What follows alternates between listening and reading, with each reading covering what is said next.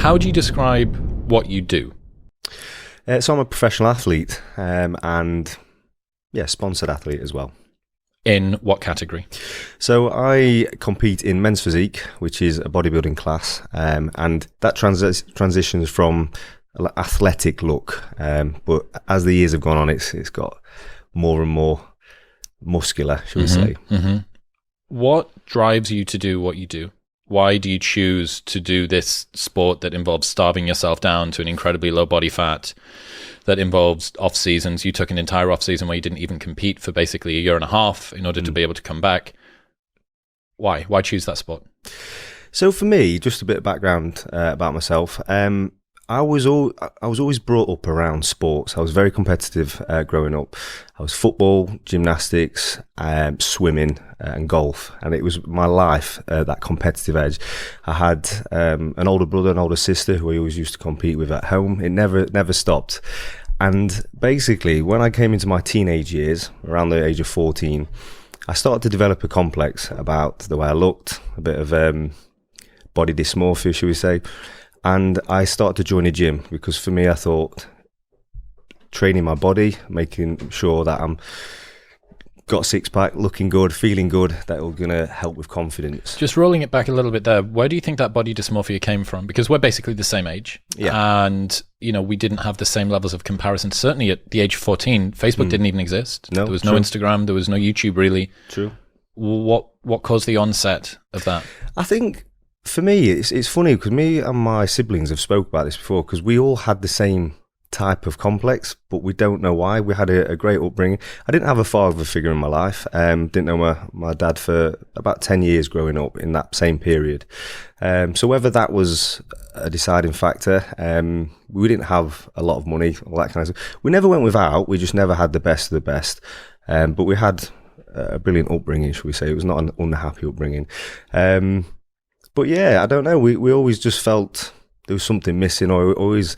And when I think when I was 14, obviously girls came on the scene, and it became more. I became more aware of myself. I think up until that point, I was just so fixated on sports, playing, just being a kid.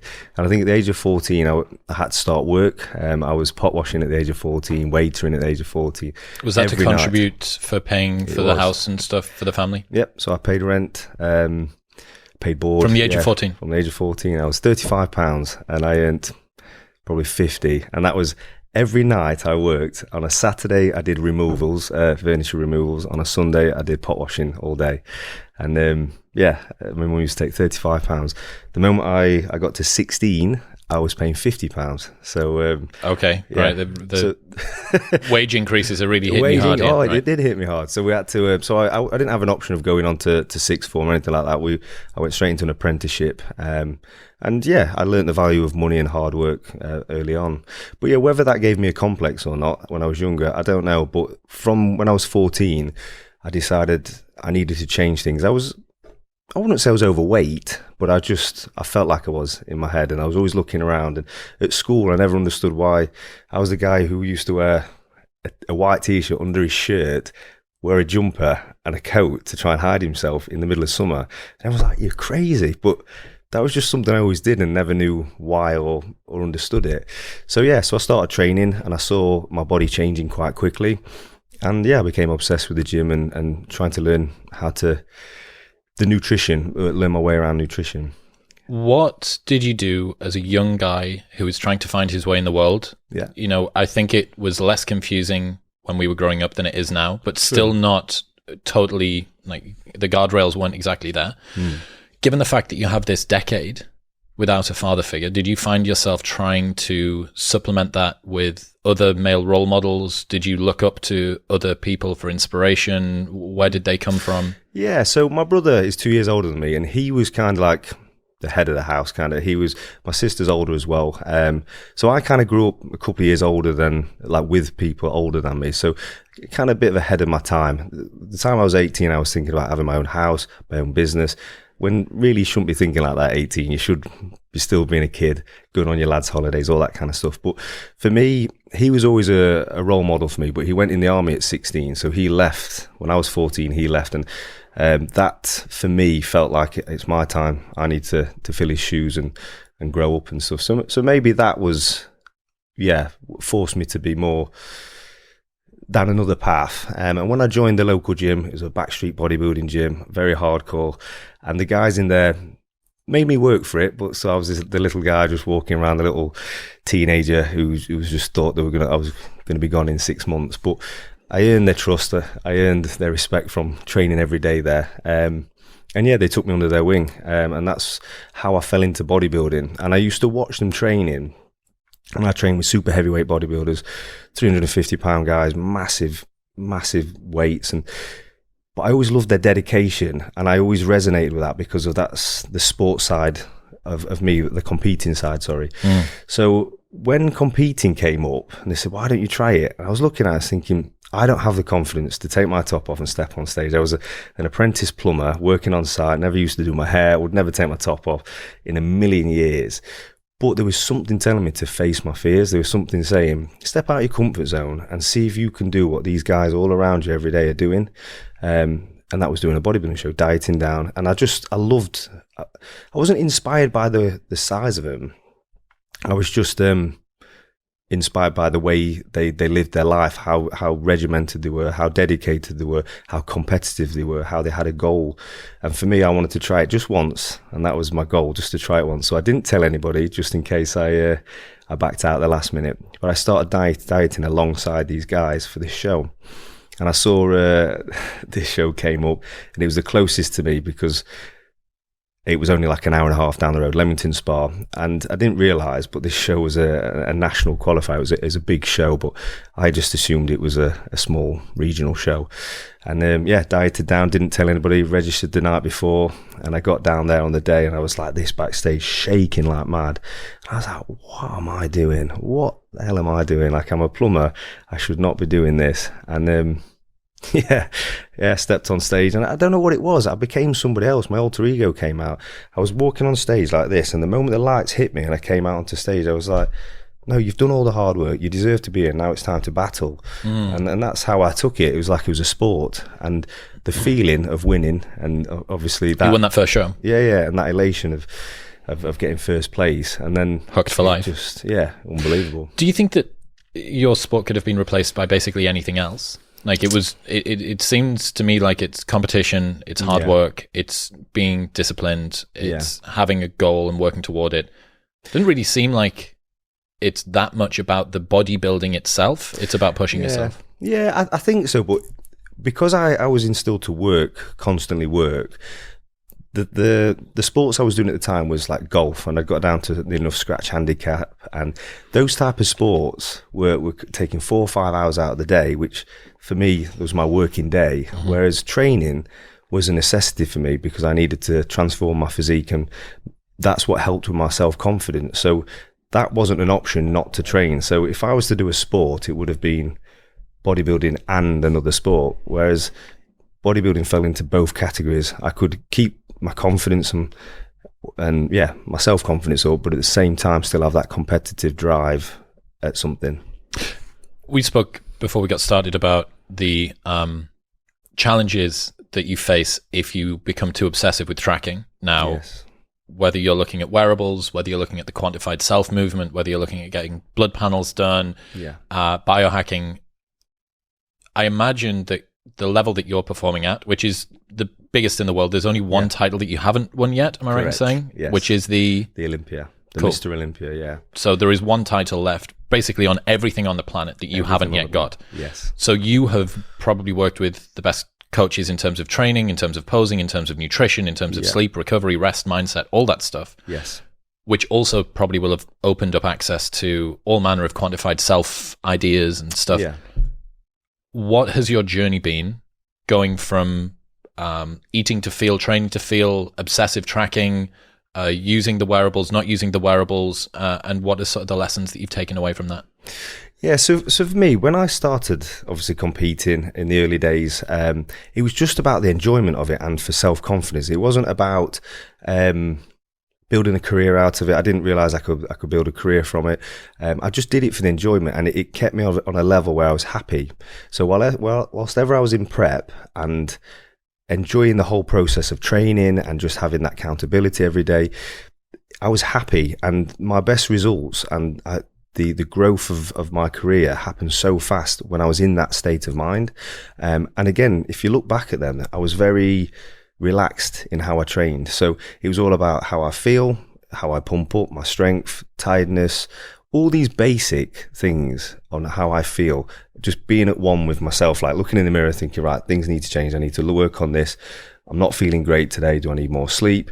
Right, I'm not feeling strong. We're going to back off the heavy weight sets. We're going to look for more time under tension or more volume sets just to go off how I feel. But as I grew and got more and more more competitive in the bodybuilding career and winning more titles, teams came on. Teams wanted to help. They wanted to know your body fat. They wanted to know all these other things. And I let them come on, and it became, I don't know, it was unenjoyable for me because it was taking away why I started it and why I did it, which was, again, for self-confidence and the enjoyment of it. And every day we were waking up and we were tracking this, we were weighing this, and it took it away for me, and it just became monotonous and a job for me. And I'm obsessed with bodybuilding. I love it, but it's a lifestyle. 365 days a year. I've done this for the last 20 years and I enjoy it. But when I went through that stage, I lost enjoyment, and that for me was a big thing. And if you look over my career and my placings, I had a 2-year lull, and it was because of that, because I was answering to other people. I lost confidence in myself because I was thinking, I don't know the answer to this, or do I need to change this? What do I take this food out, or oh no, there's a variable here, what do I do? Whereas normally and now I just adapt accordingly because I know my body, and as I'm getting older, my metabolism is changing. But that's the beauty of bodybuilding, like everything changes from time to time. The interesting thing that I've been playing with as well since starting doing this show,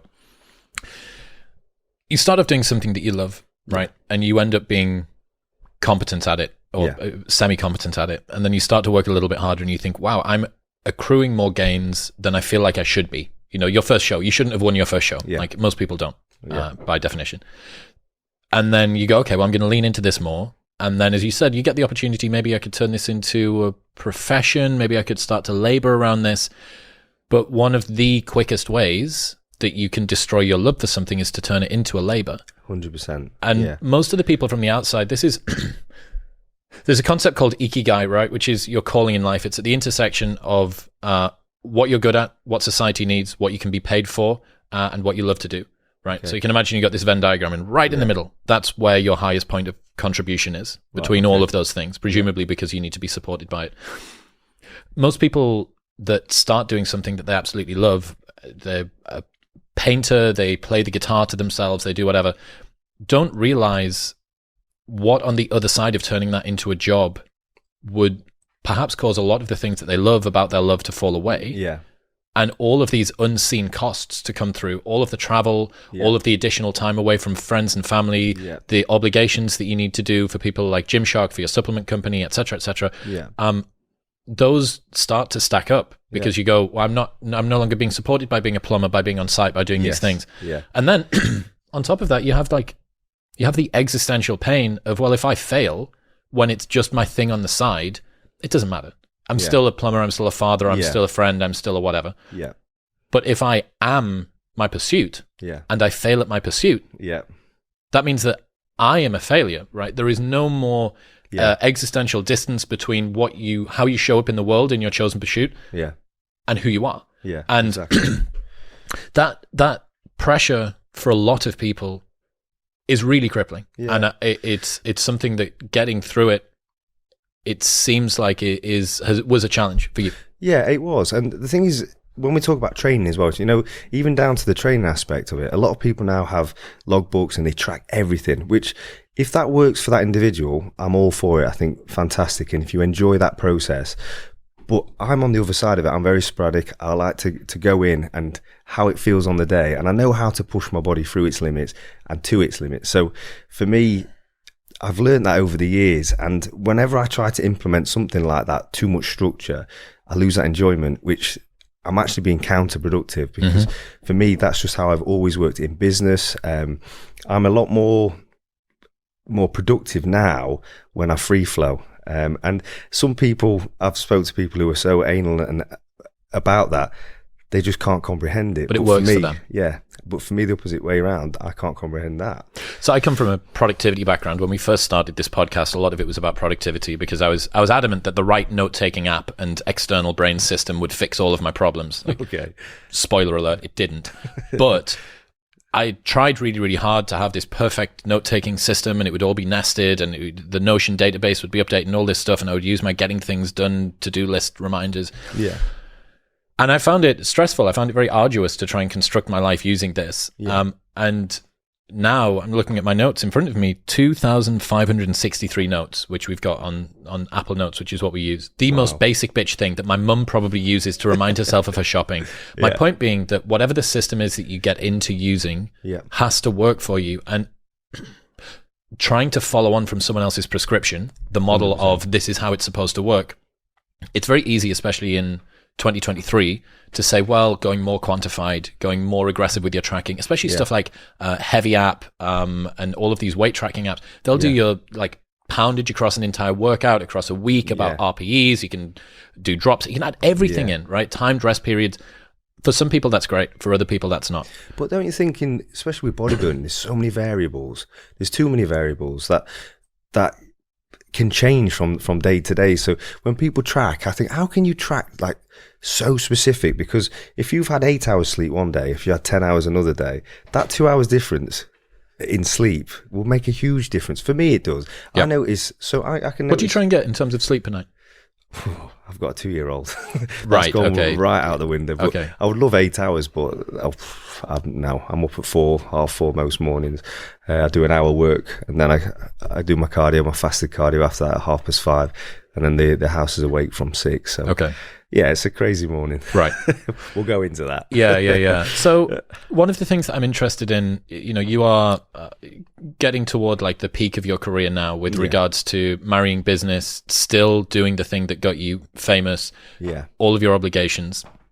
You're living in the UK, which is a great country, but does have a little bit of a cap in terms of the ceiling of success, right? You are far and away probably the best known physique competitor coming out of the UK. Yeah. How have you managed to keep your goals growing with you, given the fact that you're outstripping pretty much all of your competition? The reason that I say this is that there will be a lot of people listening. By definition, they're listening to this kind of a podcast. That means that they're already selected out into the top 0.1% of people thinking about personal development, thinking about improving themselves. Yeah.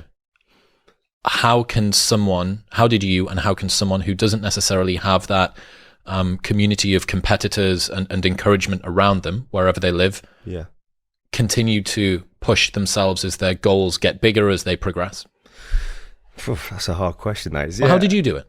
So why were you so driven? Given the fact that you kept on beating everybody, why were you so driven? So for me, I was always driven to be number one in the world, and until I get that title, until I've won the Olympia, in my eyes, I'm not the best in the world. I've not achieved what I've set out to achieve. So everything I've ever set out to achieve in this industry, I've achieved so far, other than the Olympia. So my goal was always, every show I've ever done, to never do a lesser show in prestige. So that was how I grew quite quickly, because I was very strategic in the shows I did. I did my research before, and I wanted to be known straight away. I wanted to go against the best straight away. I wasn't someone who wanted to just make the numbers up or have an easy qualification, easy route to Olympia. I wanted to go against the best as quick as possible, to know my worth and to know if I'm good enough to be up there. Because again, I want to win shows. I don't want to be there just to make the numbers up. And that always drove me. So I was very fortunate early on. I was, like I say, I was the first pro from the UK first pro from Europe. I held that for 5-6 years before anyone else. So it was me against the Americans for so long. And that was just a driving force in itself. I felt like I had the UK behind me, like pushing me. Pressures and expectations of an entire nation. Very good. But it was phenomenal. I loved it. And even now I still have that drive, but I'm realistic because I have other obligations with family now, and I know I need to provide for them, and I know I need to always be there for them. And I don't want to be a selfish dad. I want to be the best husband I can to my wife. So things change along the way, and it has become so much harder now. But if I want it, which I do, I'll keep going and just keep finding a route. And that's how I like to do it. I don't overthink it. I need to be ready in 6 weeks or 7 weeks time for my next show. It's not been announced yet. The things I'm doing now, I've got 5 businesses and obviously a young family. I've got my wife who's pregnant, who's due in 3 months, and I'm doing something huge project which I can't talk about. There is so much at stake here. I know what it is. I know what the project is. It's pretty cool. But I thrive off it. I absolutely love it. And if I didn't have that, I would go insane. I've always worked at such a high capacity because it's the only way I know how. I think because of that work ethic being instilled from the age of 14, if I get too complacent, I get stuck. I lose my head, and I need to be constant. What happens if it's 3 years from now and you still haven't won Mr. Olympia? Oh, that's a good question. It's hard to say because people assume I'm older than I am because one, because I talk, I'm very monotonous and old boy. No. But two, because I've been in the industry so long. Yeah. We were talking before. I had a guy yesterday come up to me and say, I was looking at your front cover magazines for Muscle and Fitness in 2009. I'm like, wow, that's 14 years ago. And I remember that like it was yesterday. And it's just crazy to think, but I was very successful in my early days. So from 18, 19, I came onto the scene. So now I'm competing against guys who are still 2-3 years older than me, winning the Olympia. So I don't want to be a guy who's stuck around and think, God, he's still here after like 15 years. But at the same time, whilst ever I've still got that drive and that hunger and that passion for that first place, I'll keep going. So we'll see. If it gets to that stage, if you're like, I'm now 38, 39, 40, 41, then how difficult is it going to be for you to let that go if you haven't won that title? So me, Ross Edgley, have actually spoke in detail about this because that is my fear. I'll admit this now, is I don't know, because competing satisfies that competitive side of me. I don't know what I'll do when it's over, because I never did it for the fame or for the popularity or anything like that. It was always about, satisfying that hunger for competitiveness. So when that stops, and my wife said the same, you need to start to think about it now and start to address it, because I tried to have a year out, like I say, last year, and the reason I had that year out was I was thinking it's time for me to stop, or to kind of, because we had a child on the way and all that kind of stuff, and I've got 5 businesses to run. I was trying to fill that competitive void with businesses and trying to keep me busy.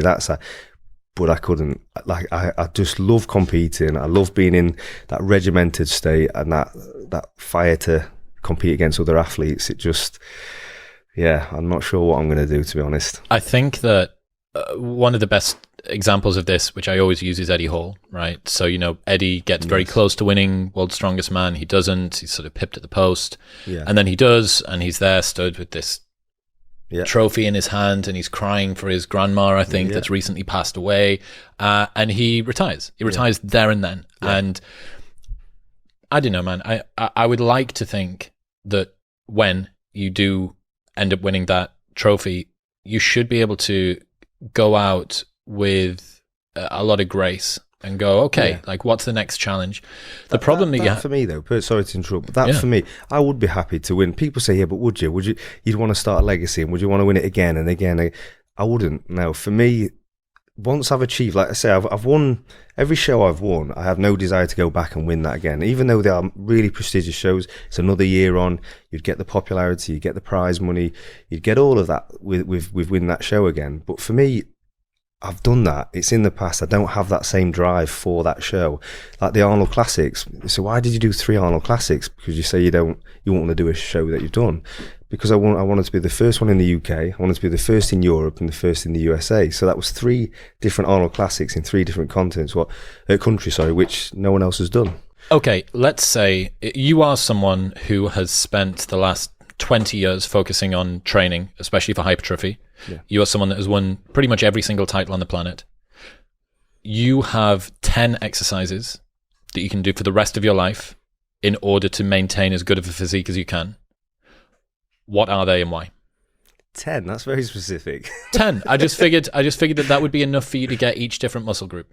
Right, okay. So what are the longest levers that you can pull when it comes to maintaining size or increasing size for muscle growth? Obviously compound lifts, so you're looking at your deadlifts, your bench press, and your squats. They're always good. Again, these are things that I've had to adapt over the years because of injuries and things. Training silly when I was younger. Okay, there's 3. There's 3 there.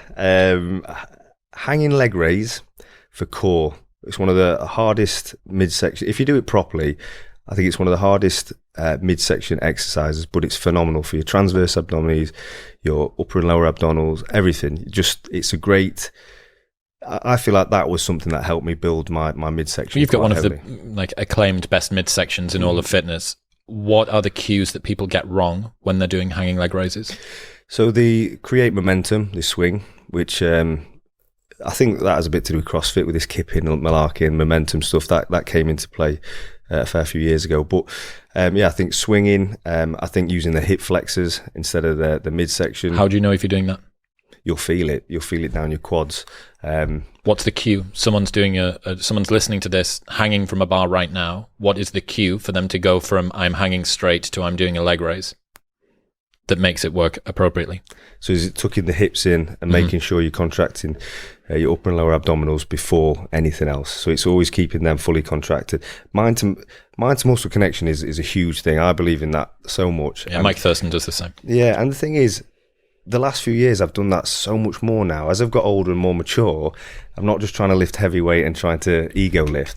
And since I've done that, the muscle maturity and how my body's developed is just exponential. I just wish I'd done it 5-6 years ago. So I think that's very important, mind to muscle connection. With hanging leg raises, are you going to an L? Are you going up to touch the bar? So either. So I used to do all the way to the top, but I alternate now. So I just do a bit of both. I think there's a place for both of them, but I think that when you go past a certain point, you are recruiting other muscle groups. So if you want to just isolate your midsection, just go to 90 degrees. How do you do progressive overload on that? Or do you? You could add weights to your... Do you? I don't personally know, because I was obsessed with my midsection growing up. As you can see, Rob Richards was the guy who got me obsessed with it. So I wanted to be on the front covers like Rob was. I used to see all the magazines, and I try to treat my midsection like any other muscle part. A lot of people think with the midsection you should train them 30 minutes after every session, or why? Every other muscle part we train to break the muscle fibers down heavy. A lot of load. We break the muscle fibers, we let them recover 2, 3, 4 days before we hit them again. And that's how I looked and viewed my midsection. So I'd give them 2 full hour sessions with a 3 to 4 day rest between, and I'd the 6 to 8 rep range really heavy. The thing with that, I started to develop really chunky abs, blocky abs, and then it started to look a bit distended because I'd gone too far with it, and I was causing so many back problems. I had slip discs from it. And basically it's because I was too front heavy, too front strong. So it took a lot of years to start having to hyperextend. For every crunch I did, they said I had to do 2 hyperextensions. Wow. So it was you needed to compensate for all of that anterior strength that you developed. Yeah. And so now I don't tend to go too heavy, and we do a lot of own body weight stuff. Okay, cool. So you've got 4. You've got squat, bench, deadlift, hanging leg raises, 6 more slots to keep your body. So I'd go with some isolation work. So we'll probably go with like an incline dumbbell chest, just because you can do a lot of different variations on that. But I think it's great for development. Shoulders aren't getting much work at the moment. All right, shoulder press. We'll go with a dumbbell shoulder press because it's great for isolation, unilateral, and that's quite important. Obviously, leg work. So we need to do some hamstring work. So we'd do, I would say stiff leg deadlift, but no, I think if we're going to try and create some growth, I think we're going to go for like a lying hamstring curl heavy. You prefer a lying to a seated? I do, yes. Yeah, I do. But I don't know if that's down to the fact that I just get better contraction off that. I think it's personal preference. In my eyes, that I've always said that with any type of exercises, if you feel an exercise more than another, stick with it, go with it, do the extra sets and reps on that particular exercise, because that's where you're going to get the most out of it. If you're doing an exercise because someone else has told you to do it and you're not getting that mind-to-muscle connection, or you're not feeling it, there's no point. And that's what I love about bodybuilding as well. Nutrition and training, you adapt it to you. It's an individual sport. You can have people around you supporting you, but your metabolism and the way you train, the way you eat it all falls on you. So learn the body yourself and adapt as you go. Okay, 3 left. What have you got? I've lost where we are now. Squat, bench, deadlift, hanging leg raise, incline chest press with dumbbells, shoulder press, seated calf raise. Seated calf raise. Oh, so you want to get the soleus moving? Yeah, we'll get them in. Okay. We'll cover them. And then 2 left. We need overhead tricep extension, rope. Pivoted from the bottom of a pulley. Yeah. Right. Okay. Yeah. What are the cues that people get wrong there? Because this is something that I absolutely love to do. But where do people go wrong? Quite mechanically, quite a complex movement. Yeah, I think you can go too heavy too soon and start recruiting and start pulling. I don't know, with the shoulder. I think it's important to lock your elbows in a fixed position, as well as the shoulder, making sure there's no movement there. I like to elongate and stretch it out. Not a lot of people go too far with it, but I like to overextend slightly to get a full stretch, and a full contraction at the top. One more. We need biceps, don't we? Then we've got everything then. What's your number 1 bicep exercise? What is my number 1 bicep? You know what I'm going to say? I'm going to say it, and this is a bit of an outward one, this, because I've done loads of them today, is pull-ups, close grip pull-ups. I know it's a back workout, but your secondary muscle is bicep, and the contraction I get off that for my bicep, every week I hit them. I always want to bring my back up anyway, so it's an excuse to just hit the back as well. But I think that's a great overall exercise. Given the fact that you've added deadlifts in, what is it that you're finding as a physique competitor that first off isn't massively judged on your legs and secondly wants a narrow torso? Why would you put deadlifts into that kind of a workout? So I've never believed this I don't know if scientifically this is right, but with deadlifting, I used to deadlift every week. I don't so much now. I do a lot more isolation on hyperextensions. Again, because I get a better contraction, I do hypers. I prefer to deadlift, but I do hypers mainly. But with a deadlift, obviously it recruits near enough every muscle in the body, so it's great for an overall workout. But I've lost my train of thought. What were we saying there? Why are you using deadlifts, given that you want to have a small waist? Yeah, like I say, because I train my midsection the way I do a lot of isotension in the morning. What's that? So it's basically all about iso holds. So you breathe in, fully breathe in, you exhale every bit of air out of the body, and you crunch your abs as hard as you can for 3 seconds. And then Standing up, yeah. Yep. You can do that with any muscle part. So it's the most monotonous thing a bodybuilder can do, but it's one of the best things for muscle control, for getting everything tight, for condition. I challenge anybody to do this. So we'll keep it simple. Three from the front, 3 from the side. So you've got 3 on the obliques on either side. So you inhale, hands over your head. As you come down, you crunch. You exhale every bit of air out. You crunch and hold it for 3 seconds as hard as you can. It's good to have your top off because you need to seriously tense. Do it again. And crunch. Try and do that 10 times. And then go to the side. And then crunch down, hold. And they do that 10 times. And then do that 10 times. Have 30 seconds rest. Go again. And then go again. I do it 5 rounds. And you're literally dripping wet through. And the blood volume you get in your midsection is insane. So you can do that with your biceps or between exercises. So if you're doing a bicep curl, you can straighten, you hold your pose, a double bicep, and you squeeze your midsection, you squeeze your bicep as hard as you can for 20 seconds, say. You come out and then you go straight back into your working set. It is brutal, but if you ever see on a bodybuilding stage when people are like this shaking because they've got no connection, they've got no control over their bicep. Is that why that happens? Yeah. There's other factors what can happen. Dehydrated, they're tired, etc., etc. But 9 times out of 10, that will be down to the fact they've not done any iso holds or they've not took the time with their posing to practice the posing. And that's something I always prided myself in. I remember the first few shows I did on the Olympia stage, and we're all back hitting from the back, and the guys are going, like, Ryan, how are you holding that? How are you holding that? Because everyone's shaking, and it's because 8 weeks out from any show, 30 minutes after my fasted cardio, I'll do iso holds with every pose I have to do and every muscle group. So it's horrendous, but these are the things that people don't see. These are like, so when you look at bodybuilding, oh yeah, you eat some meals and you train twice a day, but it's the little things. It's what I obsess over, because it's okay having a great work ethic like in the gym or having the discipline to eat your 6 meals and not cheat, but it's also the other bits of presentation, which is so important. What's your morning routine? Take me through it. From waking up, what time, what do you do, what are you eating, what are you drinking, what movements are you going through? Yeah, so typically around 5 o'clock we get up. I do a black coffee. I'll go down, I'll have EAAs and L-carnitine, and that's like 15 minutes before I go and do my Is that oral L-carnitine or injected? Oral. Yep. Yeah, oral, through liquid form. And then 15 minutes after that, I'll go and do an hour fasted cardio. So 30-minute cross trainer, 30-minute incline walk. What sort of heart rate zone 2? Again, I don't look at that now. That's I'm very basic in that thing. It's a low intensity. It's nothing too strenuous in that way. I'll do 30-minute core work, or it's either 30-minute core work or 30-minute stretch mobility work after that hour, and then it's 30 minutes posing. So you do your posing. What time is it now? So that is 7 o'clock ish, 6:30. Wow. Okay, so it's a very regimented morning. Yeah. Okay, 7 o'clock. So then 7:30, I'll go in. I'll have a massive breakfast, but to most people it's massive, but for me it's nothing. But what does that typically consist of? So I'll always make sure my first meal has every source of protein. So we've got a good source of protein, bioavailable protein. We've got like a whey protein or a whey isolate. We've got complex carbs, so oatmeal.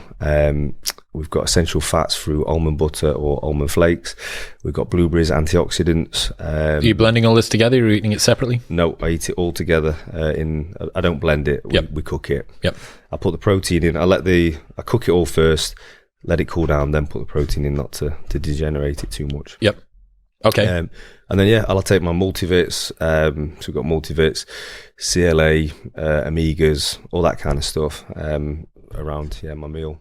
We're now at what, 8:30? About 8 o'clock. Yeah, around 8 o'clock. Okay, day's about to begin. Yeah, and then obviously my son's ready he has his breakfast with me, so I make his breakfast at the same time. I've changed his nappy twice by then. Okay, does that get added into the workout as well? Yeah, it's horrendous. Fantastic. And then we get him ready, and then I start my working day.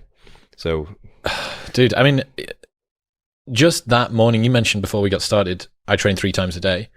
You know, I'm good friends with a bunch of CrossFit athletes, and they're known for training / overtraining. Yeah. I think from the outside, especially the world of physique, but also bodybuilding, the volume of training is something that people don't really get to see. Yeah. And part of that is it doesn't translate very well on video. Yeah. You know, understand, because no one's going to show 5 or 6 sets of 12 on one exercise, then 5 or 6 sets of 12 on another exercise. Whereas everybody knows what a 20-minute EMOM or 30 minutes of monostructural work is. I think CrossFit particularly is a sport or a training methodology that is designed to look good on video. You know, it's quite compelling, it's varied, it's high intensity. Bodybuilding is a bit more monotonous, which makes it less exciting. I think the same thing's true of footballers as well, that the difficulty of training that footballers go through specifically is something that nobody thinks about. Like you think about boxers, you know, even tennis players, golfers, you think about the amount of time they spend. So to me, when you think about footballers, given that it's the most popular sport on the planet, I just don't hold them in the same reverence, you know. I don't think that they're hard workers. I'm sure that they're tons and tons and tons of hard workers. Look at Ronaldo with his top off, insane. Yeah. But I still don't hold them in that same way. Do you know what I mean? Yeah, no, 100%. But then obviously when we talk about, just to give you insight, like my working day as well. So I eat every 2 hours. So I have to cook at least 6 meals a day. So in that time I have 3 chicken breasts, or no, 4 chicken breasts, in fact, 4 chicken breasts, 2 salmon fillets, 2 fillet steaks a day, 4 eggs a day, all with rice, white potato, eggs, oats, so much veg.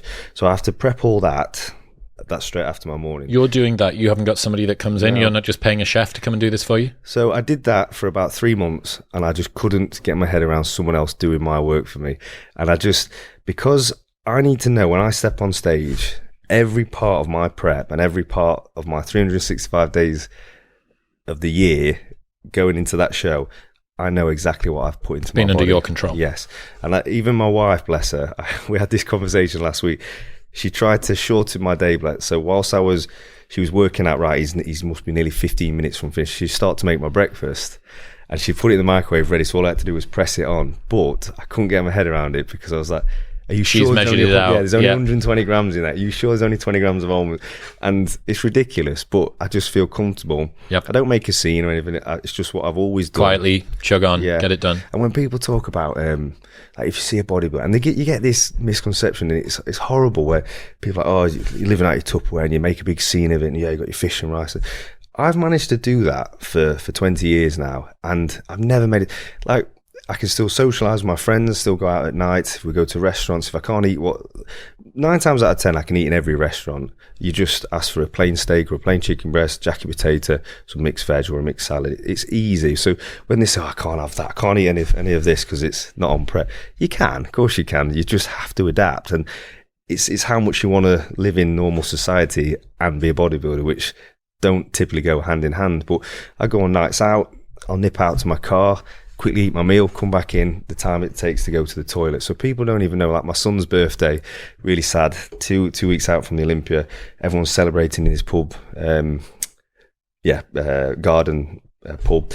And yeah, I just kept nipping off every 2 hours into my car to eat my meals, back in. No one even knew. It looked like I'd gone to get a drink.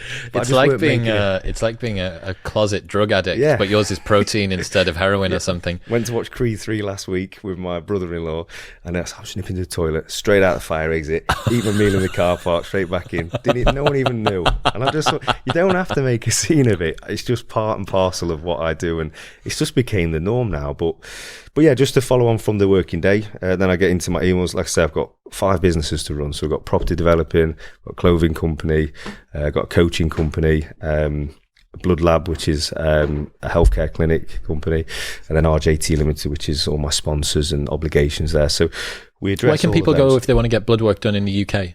So it's called the Blood Lab. If you look on Instagram, you'll see. But we have pop-up clinics all over the UK, Scotland, Ireland. So we have about 40 to 50 clinics running through the year. And then we've got a full-time HQ, which I've just built in Hale, Manchester. So that's open 24/7 We've got over 20 phlebotomists now. We've got 4. So you have to go to the website, book on. Yeah, but you have to go in terms of getting a blood draw. It's not like in the US where you can go to LabCorp, or the local places that can take the blood and send it to you. Yeah, so you can have it done at your house. We can send people out to you. So we've partnered up with Randox now. So huge company who actually can come to your door, take your blood work, or you can do it yourself. And send it off. That's brave. Yeah, obviously not do it yourself, but get a phlebotomist to do it. But send it from home. What's the website for that if people want to get blood work in the UK? So yeah, thebloodlab.co.uk. Go onto there, and like you'll see, we do everything now. So we do ECGs, echocardiograms. We do minor surgeries, TRT, HRT. Wow, you're like a British IV. Derek from More Plates, More Dates. So yeah, we're doing a bit. I'm still learning all this side of it. This is something, as I've got older, I've took more pride in, like my blood work and that sort of thing.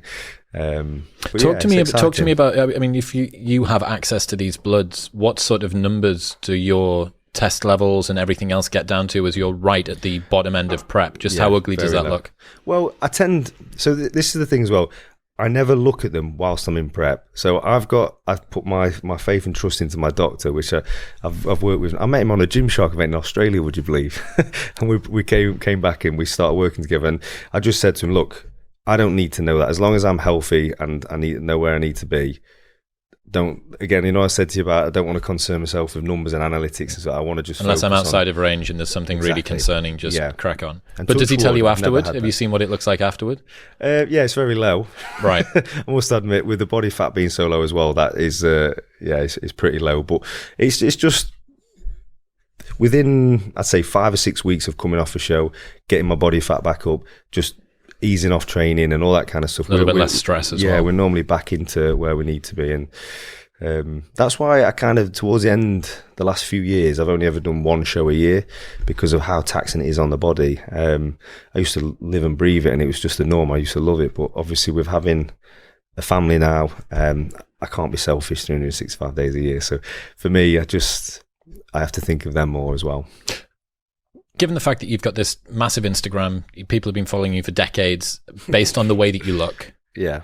Do you have any desire to start serving the world beyond just the skin deep way that you show up? Have you got a plan for that moving forward to actually add value beyond simply being a visual inspiration?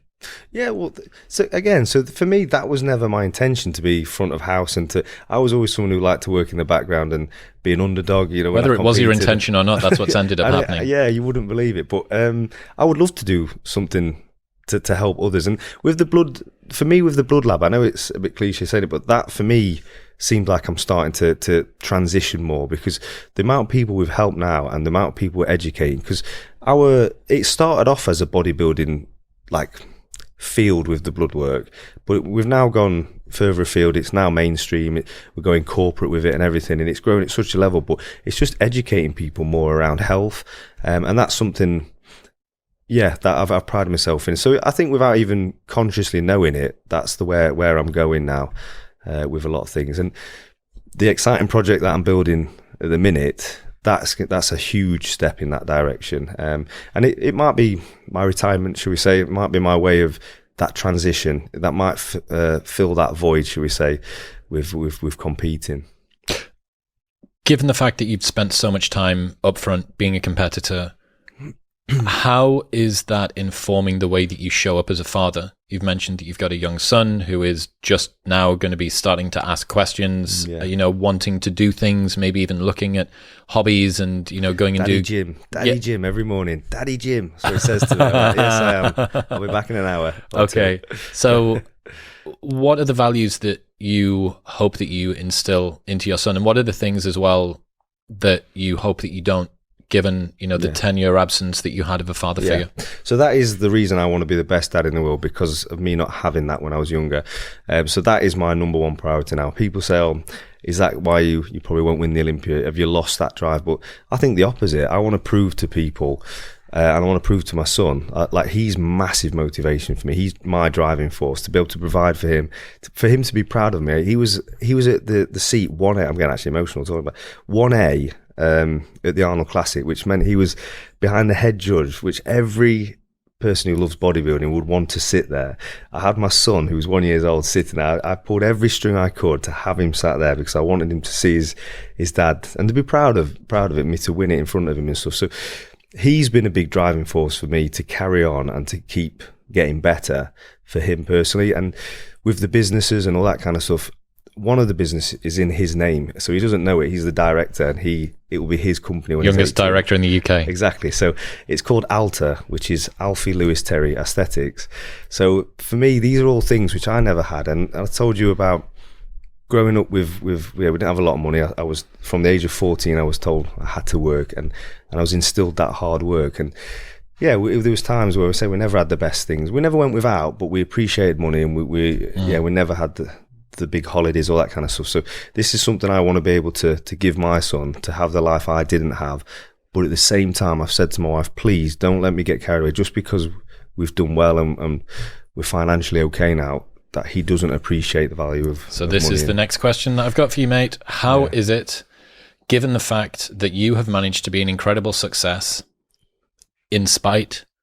because of the limitations and the challenges that you had to face, you want to pay forward your success to give your kid the chances that you never and the future the future one the chances that you never had, the opportunities you never had, the quality of life that you never had.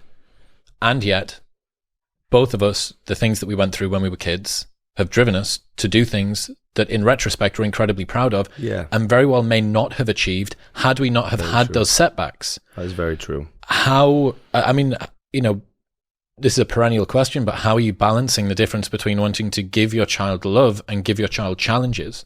Yeah, this is a great topic. This is something me and my wife need to sit down and talk more about, because I am fearful of that. Like I said, I want to spoil my son. Syndrome. Yes, I want to spoil my son because I want him to be happy. But at the same time, I still want him to be, even to the point where this is going to sound a bit wrong now, but he's in private school now, or he only goes twice a week. He's only 2 years old, but I'm contemplating taking him out of private school. Although I want him to have the best start in life and the best education in life, I don't want him, like you said, the silver spoon. I don't want him to think that's the norm, because he's going to school with people who turn up in helicopters and like Bentleys, and I'm thinking I didn't have any of this, and I've done okay, and now I wised up to the world a lot quicker, and it's a harsh world, and I don't want him to be mollycoddled, and he is being to some degree with my wife, and I love her so much for it, because she cares for him so much, and you couldn't ask for a better mum, but at the same time I am fearful that he won't be ready for the big wide world. He's got to be exposed to those difficulties, man. 100%. And I mean, this is something that I think about so much, especially, I flew back from the US this morning, landed this morning. The class system in the UK is very rigid. Yes. America still has this very fluid sort of working to middle and then middle to upper class system. Yeah. I have bags of friends in the US. All of my richest friends are American, right? Yeah. All of them. Yeah. And they're homeschooling their kids, paying tutors to come around to school their kids, but they come from backgrounds as poor as mine and yours. Yeah. But they don't have that sort of glass ceiling, rigid class structure thing that plays on top of them. I feel it as well with me, and I can't wait to be a dad, like when the time's right for me. But I think about that too. How am I going to be able to give the challenges that I need to my kids to make them sufficiently resilient? Because I know how much I value that in myself, whilst not making their life unnecessarily hard. Yeah. It's very difficult. There's so many variables with that as well. Like, for instance, we've got we've had to sit down as parents. I think parenting is so hard, and you don't understand it until you're in amongst it and you're actually going through it. Where we were getting to a point where I was conscious of this, and my wife wasn't. So she was giving everything he wanted, all that kind of stuff. I was the opposite, because I could see that he was expecting everything, whatever he wanted, he was getting. So I was going the opposite way, doing so I was purposely not doing. Bad cop, good cop. Yeah, being strict with it. But again, that has its own problems, because you then create a divide between parenting and who's he going to be drawn to, who's he going to, and soft touch with mum. Yeah, so we had to sit down not long ago, and we are now working in a line in unison. But again, we still need to find that balance, because I take him he goes to the gym. He's so competitive, which is brilliant, because I'm glad we've got that side nailed down already. The reason I put him in that school was it's very sports academic. It's very, very, and you win gracefully, you lose gracefully. There's no such thing as taking part. There's good. I think, I love that aspect. And we've got him in gymnastics on a Wednesday. He swims on a Tuesday. He plays football on a Saturday. He swims on a Sunday. So he's doing what I did growing up. He doesn't sit in front of a TV. He's very active. He's outside. He forests every week. He's forestering every week. So I'm proud of that side. But you're very right in the fact that, how do we not mollycoddle him too much? Absolutely. So let me give you some insights that I've learned over the last couple of years to do with this stuff. So the number one behavioral geneticist on the planet, a guy called Robert Plomin. So he was the fourth most cited psychologist of the 20th century. That's a century that had people like Sigmund Freud in it, right? So the fourth most cited. He basically has teased apart the differences between nature and nurture more than anybody else in history, okay? Every single pair of twins born in the UK between 1991 and 1994 were enrolled into this study. They've ended up tracking, I think it's somewhere in the region of about 50,000 pairs of twins. Some of these were separated at birth, taken into adoptive or foster families. And when you do that, especially if you've got monozygotic twins, you have one person in terms of their genes, but two environments, right? So it allows you to tease apart what are the differences, etc., etc. When you control for everything, including socioeconomic status, household income, blah, blah, blah, blah, blah, the school that you send your kid to accounts for between 1% and 3% of their academic outcomes. So if you were to send them to the worst school in the region or the best school in the region, now, the problem that you have here, 1% and 3% doesn't sound like much. No. Another thing to fold in is that the nurture part of nurturing when you raise your kids doesn't come from you, and it doesn't come from your wife. It comes from the friends that they hang around with. It comes from the father of the cool kid that he likes to go and play with. It's like, my dad's lame because my dad doesn't play guitar, but John's dad lets him play guitar and he gets to stay up late and have ice cream. And if John's dad also happens to be a businessman that is very focused on money, if John's dad happens to be someone that gambles a lot, if John's dad happens to have a terrible relationship with his partner, those are the values that will be inculcated. The single best predictor of a child's future wealth level when controlling for all of the other variables is the average income of the postcode that they grow up in. So it's the people around them. The nurture element of nature and nurture for children's upbringing seems to be the friend groups that you put them in. So one of the first things that I would do is very, like, and this is something that I think about, you know, when I imagine my imaginary child that I don't have yet. I would go and vet very, very closely what are the coaches like at every single different boxing gym, swimming gym, gymnastics gym, which is the one that I think, right, he's got the values. He's the dad that's closest to me, that's closest. That's what we did with that school. Yep. We went to about 4 private schools. They were all driven by like the education side, which is great. For me, I was driven by the sports and the winning side and the competitive. Doesn't sound like a professional athlete. All aspects of it, though. But yeah, so carry on. Sorry. No, just that I would focus very much on who are the other kids that are going. Yeah. What are the parents like that go there? This sounds bad, but I would very carefully vet the friends that you're sending the kids around to. And this doesn't mean, you know, they can be from any background that you want, but you want the family to have the right values. You want them to be hardworking. You don't want them to be materialistic. You want them to understand the value. You don't want them to be spending all of their time on their phone, etc., etc. And this is where wealth doesn't create advantages for kids. Because a lot of the time, if you're rich, you will outsource raising your kids to nannies, to kindergarten, etc., etc.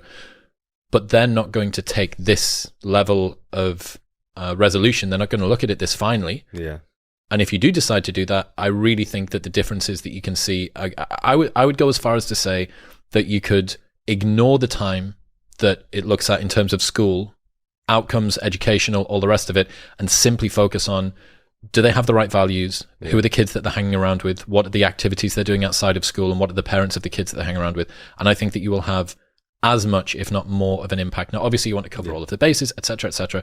But that seems to be, based on what I've read, one of the longest levers that you have for your kids. And I think that you're doing it the right way, focusing on what are the values, etc., etc.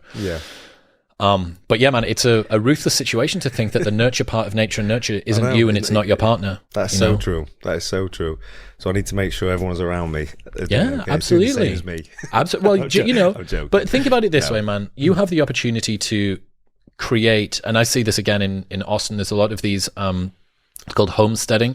So my friends that have sold companies for tens of millions when they were in their 20s and are now just getting to chill out and raise their kids on a ranch or whatever, they'll go and buy 100 acres of land somewhere in Texas with 10 other families. One will be a doctor, one will be a teacher, one will be a physical trainer, one will be a something else. And they'll basically make a miniature village. They'll homeschool the kids all together. But what they're doing is they're pre-selecting for people that are like the sort of people that they're like, that are like the sort of people that they want their kids to be like.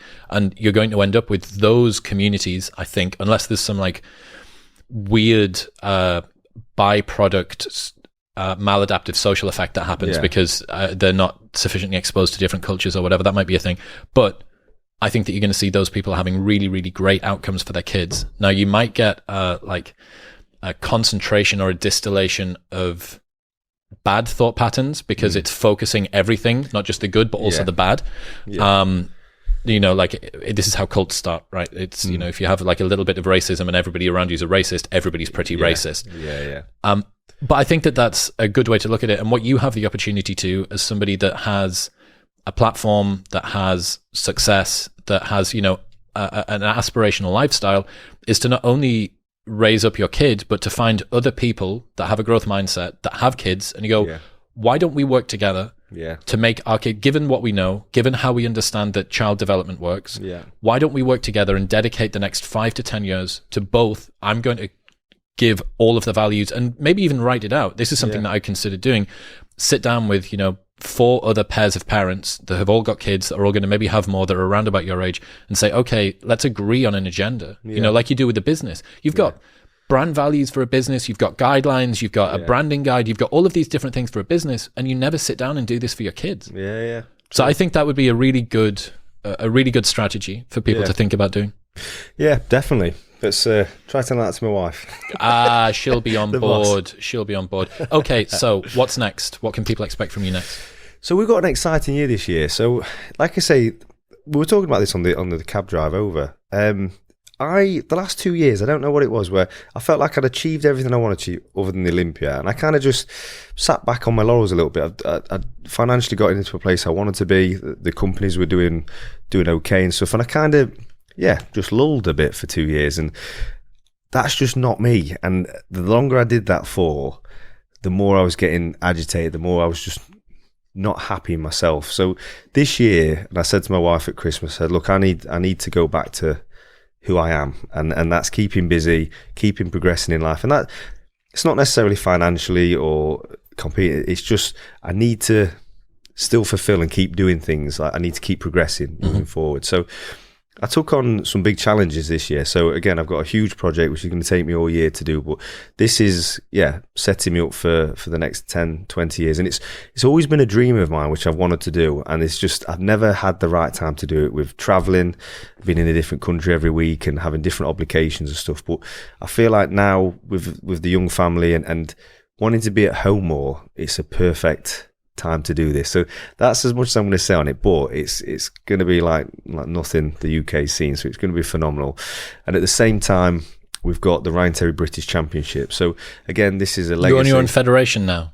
Own my own show. Okay. So it's the finale. I won this in 2013, and it's the British Championship. So it's basically the best of the best amateurs in the UK all go head to head to win the British title, and you win a pro card and you go into the pro leagues, which can then take Which federation is this? This is the IFBB. Right. It's affiliated to the IFBB, but it's two bros. But Gymshark have kindly backed me this year. So I've done it for 4 years on my own. It's been very difficult, very hard, and it's always just been a passion of mine. I never made money out of it. It was just because here comes Ben Francis swinging in last minute, slipstreaming all of the work you've done. Exactly. But it's going to just put bodybuilding, like UK bodybuilding, back on the map. And for me, that's what it's about. I'm not bothered about taking money from this at all. I just want there to be a show where everyone goes to and just comes out of it thinking, oh my days, that's what it used to be. Because I grew up around bodybuilding from 14, and I used to go to Southport, to the Mr. Universe, used to go to Batley, Briley Hill, all these